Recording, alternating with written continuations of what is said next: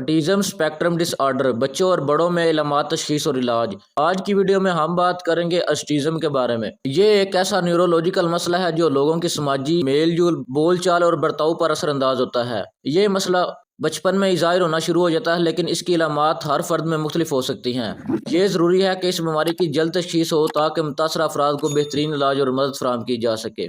अगर हम उम्र के लिहाज से बात करें तो ऑटिज्म स्पेक्ट्रम डिसऑर्डर हर उम्र के लोगों में पाया जा सकता है, लेकिन अमूमन ये बच्चों में वाज़ह हो जाता है, ख़ास तौर पर 2 से 3 साल की उम्र के बच्चों में। ये एक वसी पैमाने पर फैलने वाला अर्जिया है जो कि बच्चों और बड़ों दोनों को मुतासर कर सकता है। अगर हम इसकी इलामात की बात करें तो सबसे पहले नंबर पर है समाजी ताल्लुकात में मुश्किलात। ऑटिज्म से मुतासर अफराद को दूसरों के साथ बातचीत और ताल्लुकात रखने में दुश्वारी पैदा हो सकती है। नंबर 2, ज़ुबान और बातचीत में मुश्किलात। बाज़ औक़ात बोलने में ताख़ीर या बोल चाल में मसाइल हो सकते हैं। नंबर 3, दोहराए जाने वाला बर्ताव। एक जैसे काम बार बार करने का रुझान होता है। अब हम बात करेंगे ऑटिज्म के तशख़ीस के बारे में। ऑटिज्म की तशख़ीस करने के लिए तिब्बी माहिरीन बच्चों के बर्ताव, समाजी ताअम्मुलात और ज़ुबान की तरक्की का जायज़ा लेते हैं।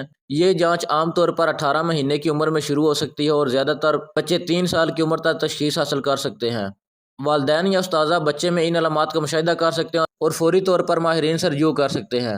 अब हम बात करेंगे ऑटिज्म के इलाज के बारे में। अगर हम इसके इलाज के बारे में बात करें तो इसका कोई मुस्तकिल इलाज नहीं है, लेकिन बहुत सी ऐसी इलाजी तराकीब और थेरापीज़ हैं जो ज़िंदगी को बेहतर बना सकती हैं। अगर हम इन थेरापीज़ की बात करें तो नंबर 1 पे है बिहेवियरल थेरापी। ये इलाज ऑटिज्म के मरीजों को समाजी महारत, ज़ुबान और खुद मुख्तारी सीखने में मदद देता है। नंबर 2, स्पीच थेरापी, तकरीरी थेरापी, ज़ुबान और बातचीत के मसाइल को बेहतर करने के लिए कारआमद है। और नंबर 3, अद्वियात। बाज़ सूरतों में दीगर अलामात जैसे तशवीशनाक या हाइपर एक्टिविटी को कंट्रोल करने के लिए दवाइयाँ भी दी जा सकती हैं। अब हम बात करेंगे ऑटिज्म को कैसे पहचाना जाए। ऑटिज्म की इब्तदाई अलामात बच्चों का लोगों से नजरें ना मिलाना, खेलों में दिलचस्पी ना लेना और अपनी दुनिया में मगन रहना शामिल हो सकती हैं।